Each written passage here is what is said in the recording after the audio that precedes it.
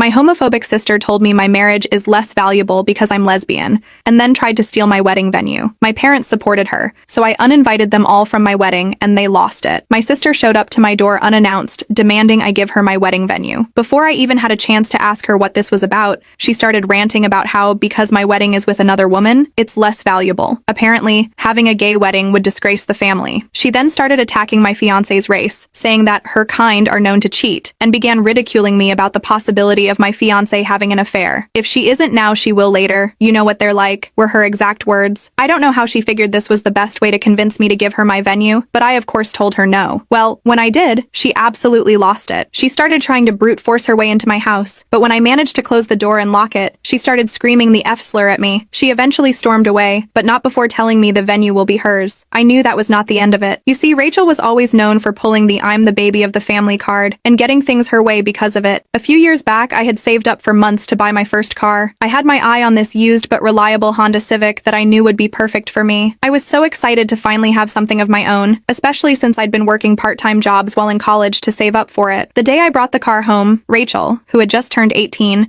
was immediately all over it. She didn't ask if she could sit in it or take it for a spin. She just assumed it was something we would share. She said my car was too cute and asked if she could take it to the mall that night. I laughed, thinking she was kidding, but Rachel didn't laugh. She pouted and folded her arms across her chest like a child. She said it wasn't fair that I was the only one who got to drive it since she didn't have a car yet. I explained that I'd worked hard to afford it and that I needed it for work and school, but she wasn't having any of it. She stormed off to our parents. That night, my parents sat me down for a talk. My mom told me that she knew that the car was mine and explained that it would help them out if we shared that car since Rachel didn't have hers yet. When they said I wasn't budging, they offered to pay the insurance if I let Rachel drive it. I still didn't want to accept it, but I felt like I didn't have much of a choice. My dad chimed in and said that I'd get more opportunities to work and save up, and Rachel was just starting out. I had to let Rachel use my car whenever she wanted. She ended up treating it like her own and barely even said thanks, and my parents made me out to be the selfish one for not wanting to share with my little sister. A few days after Rachel showed up at my house, I got a call from my mom asking me to come over for dinner. She didn't say much, but I could tell from her voice that this was going to be one of those dinners. I went over that night, and sure enough, after a painfully awkward meal, my mom cleared her throat and said Rachel told them about the venue. I asked what she told them, and they said that Rachel and Matt had been struggling to find a venue, and it was really important to them since this was a big step in their relationship. I nodded. She went on to say that our vineyard would be the perfect location for them since it was their first wedding,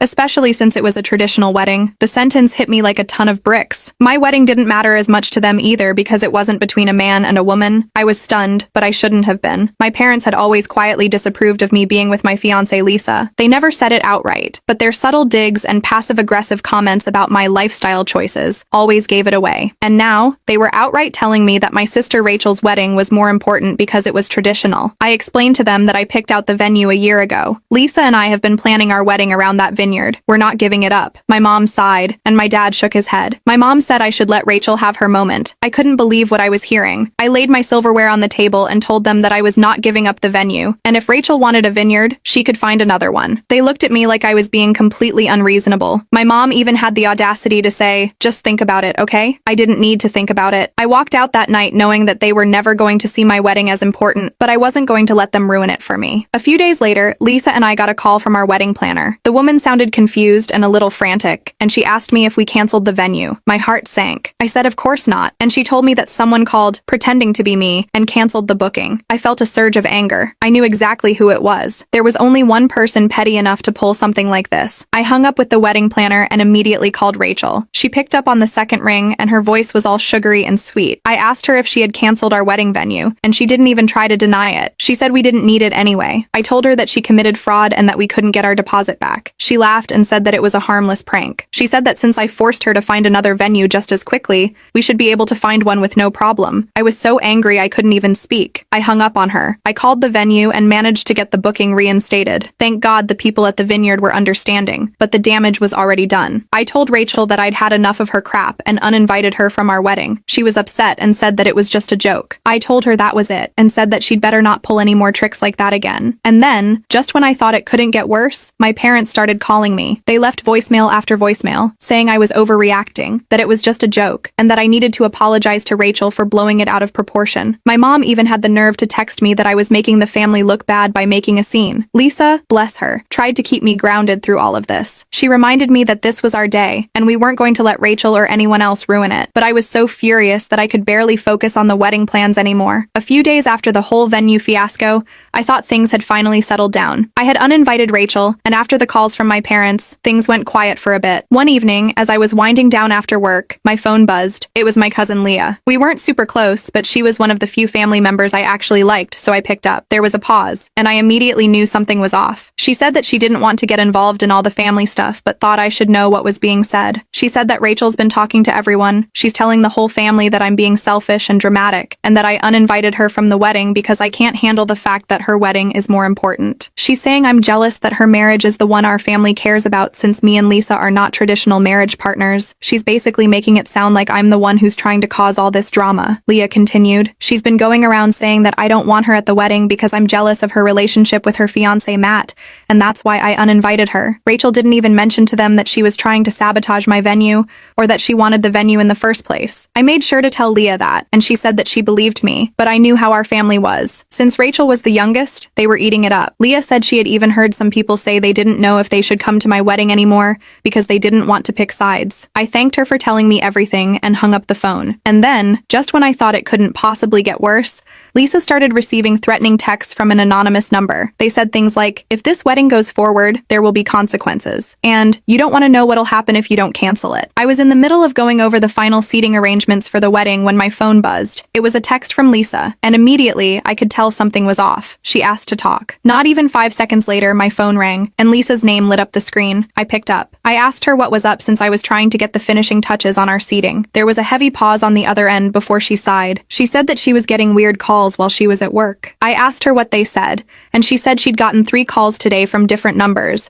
but they were all saying the same thing. They know about the wedding and keep telling her to call it off or something bad will happen. The first call came in around noon. Some guy said we'll regret it if we don't cancel the wedding. The second call was a woman who was even more specific. She said if we go through with the wedding, someone's going to make sure it ends in disaster. I asked if she reported them. She said she did to her manager. They've already flagged the numbers, but the third call came right after she hung up with HR. It's like they knew what she was doing. I told her to save the numbers and we would track them down. She said they were probably burner phones, but she still wrote them down. I told her that we were not going to let them scare us out of our own wedding, but she needed to be careful. I asked if she was safe at work. She said her manager was looking out for her, but she was more worried about me. What if they try to pull something at home? Or worse, at the wedding? She asked me. I told her I'd make sure someone was watching the house no matter what it cost. We're not going to let anyone ruin this day for us. I told her I loved her and got off the phone. The knot of fear in my stomach only tightened. Lisa was terrified. And honestly, I was too. But I wasn't going to let these threats scare us out of our own wedding. We reported the messages to the police and hired extra security for the event. I wasn't going to let Rachel or anyone else bully us out of the day we had planned. A week before the wedding, Rachel and my mom showed up at my house. They were banging on the door like they owned the place, and I should have known better than to let them in, but I didn't want a scene on my front porch. They didn't waste any time. My mom looked me dead in the eye and said I needed to cancel this wedding and that it was embarrassing for the family. My mom said, "Do you really want people to know that you're having a lesbian wedding? Do you know what that's going to do to our reputation?" I couldn't believe what I was hearing. My mother was standing in my living room telling me that my marriage was an embarrassment to her. I told her I wasn't canceling anything, and if she was ashamed of me, that was on her. She didn't have to come to the wedding either if she was going to cause drama. I told her I only wanted people who fully supported me and Lisa there anyway, especially after the threats we received. My mom exploded. She started yelling about how ungrateful I was, how I was ruining Rachel's life, how I was making the whole family look bad. Rachel just stood there, soaking it all in, clearly loving every second of it, but I didn't care anymore. I kicked them out of my house and told them they weren't welcome at the wedding, and that was that. The day of the wedding finally arrived a week later. Lisa and I were nervous but excited. We had security at the venue, and thankfully, no one tried to crash it. Our closest friends, some extended family who actually supported us, and our chosen family were there to celebrate. It was beautiful. We exchanged vows, and for a moment, all the drama faded away. It was perfect. But then, during the reception, one of my cousins pulled me aside and handed me her phone. On the screen was a live video Rachel had posted that morning. She wasn't at the vineyard. She was at the courthouse getting married. I was confused at first, but then it hit me that Rachel had eloped. She never even wanted the vineyard. She just wanted to ruin my wedding. After she eloped, she tried to throw a last-minute reception at my parents' house. But guess what? Hardly anyone showed up. Even most of the extended family thought she had gone too far and wanted nothing to do with her drama. It was a bitter pill to swallow, but in the end, Lisa and I had the wedding of our dreams. And now, a few months later, I've cut off contact with my parents and Rachel. They still try to reach out, act acting like I'm the one who overreacted, but I'm done with their toxic behavior. As for Lisa and me, we're happier than ever, building our life together, surrounded by people who actually love and support us.